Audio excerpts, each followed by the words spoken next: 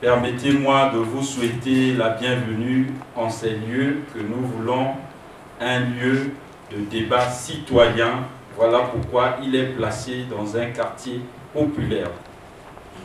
Le Café du Savoir est un think tank. C'est un cercle de réflexion. Pourquoi le choix de ce thème aujourd'hui? Dans notre société, l'emploi et la recherche de revenus ou de financement restent des goulots d'étranglement. Nous avons donc pensé que l'emploi, c'est ce qui préoccupe les jeunes, ce qui préoccupe certains adultes, et la recherche du profit, la recherche du revenu ou du financement de notre économie reste une question brûlante de notre société.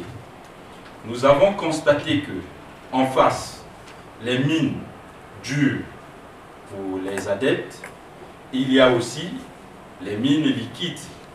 Ici, chez nous au Congo, on a tendance de privilégier les mines liquides. Et on semble négliger l'or, on semble négliger les autres mines dures. Nous avons pensé susciter ce débat pour interpeller les gouvernants qui puissent investir davantage dans ce domaine qui est une mine, n'est-ce pas? Et c'est toute une fortune. Et le Congo ont une histoire tumultueuse depuis le 5 siècle au moins. Mais les mines ne sont pas que des problèmes, les mines sont aussi une opportunité. Et aujourd'hui, nous allons aborder l'aspect opportunité à travers la possibilité, la capacité de l'industrie minière à créer de l'emploi, donc à donner l'espoir et les revenus aux Congolais. On est en mesure de déterminer les grandes lignes de cette action sur cet aspect. En ce qui concerne les institutions, les structures au travers desquelles cette politique est menée, nous avons principalement le ministère des Mines et de la Géologie. La structure juridique du secteur minier congolais se résume de la manière suivante. Il y a une multitude de textes qui sont très récents, très jeunes. Nous avions d'abord le Code minier, qui est notre premier document juridique. Le Code minier a ses textes d'application.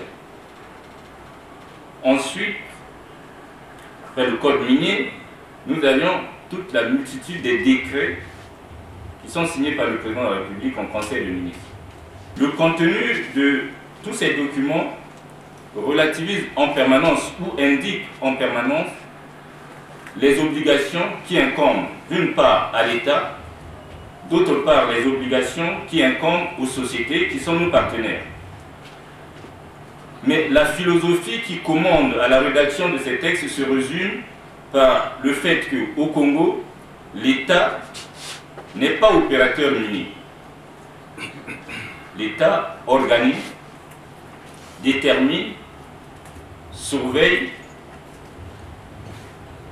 et ça répond à quoi? Ça répond à une orientation libérale telle que cela a été voulu aujourd'hui dans le monde entier. Et donc nous ne sommes pas les derniers en la matière. Je vais m'appesantir sur les projets qui sont susceptibles d'aboutir et aussi certaines problématiques qu'il faut régler pour que on assure le succès de ce développement et qui répondent à l'objectif visé dans le cadre du programme que le président de la République a fixé, et notamment la diversification de l'économie. C'est ça qui a suscité que l'on active les mines solides pour que, à côté du domaine pétrolier, du domaine de l'industrie du bois, que l'économie en ait plus de sources de richesse pour régler les problèmes des emplois des jeunes et du développement industriel de notre pays.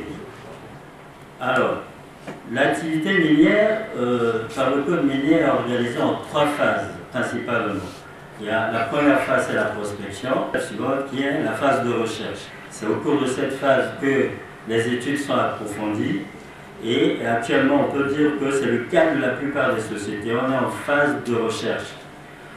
Et il y a quelques sociétés qui ont dépassé ce stade et donc on conclut à l'existence de gisements viables qui pourraient être exploités. Et donc à ce moment-là, on s'installe dans le développement industriel par les mines. D'un gisement viable, on passe à la dernière étape qui est la production. Et ceci est autorisé par le permis d'exploitation qui est délivré aussi au Conseil des ministres et il est souvent de très longue durée puisque la validité d'un permis d'exploitation est autour de 25 ans. Toutes les données actuelles, toute la recherche géologique actuelle, toutes les demandes de permis actuelles se sont en fait basées sur des indices qui sont consignés dans ce document qu'on appelle le plan minéral. Puis il y a eu donc toute une grande période de latence.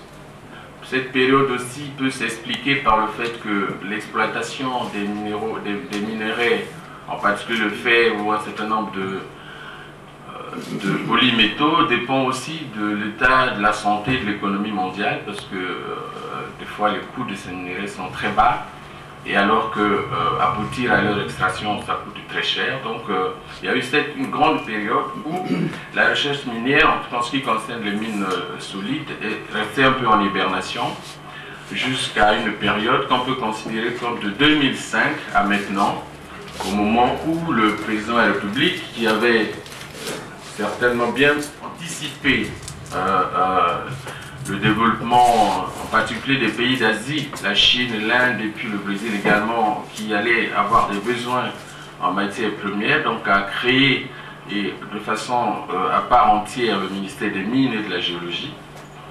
Et c'est à partir de ce moment que une nouvelle réflexion a permis la création donc du Centre de recherche géologique et minière qui est consigné dans la loi qu'a invoqué monsieur le conseiller ici. Donc le code minier prévoit donc la création d'un établissement public qui s'occupe essentiellement de la recherche géologique et minière. Nous avons eu l'ancien Premier ministre de Grande-Bretagne qui à l'époque s'en est fait un des principes et a demandé à ce qu'il y ait une motion qui aille dans ce sens et que l'on puisse canaliser tous ces desiderata qui venaient à l'époque de la société civile. L'initiative Transparence des industries extractives est née donc sur ce principe de faire en sorte que l'ensemble des paiements qui sont faits par les industries extractives à l'État soient publiés et que l'ensemble des recettes que reçoit l'État dans le cadre de ces paiements soient aussi publiés. Et automatiquement, un ensemble de conciliation doit être mis en place de telle manière à ce qu'il y ait une corrélation nette, une traçabilité nette entre ce qui est payé et ce qui est reçu. Je dis que nous avons de la chance. Et bien, le projet Mayoko se trouve à 2 km d'un chemin de fer existant. Tout à l'heure, nous avons parlé d'un problème de transport. Parce que dans le secteur de mines, les transports jouent un rôle déterminant. Or, il se trouve que nous nous trouvons à 2 km de l'ancien chemin de fer appelé Comilon. Donc, pour nous, c'est une chance extraordinaire.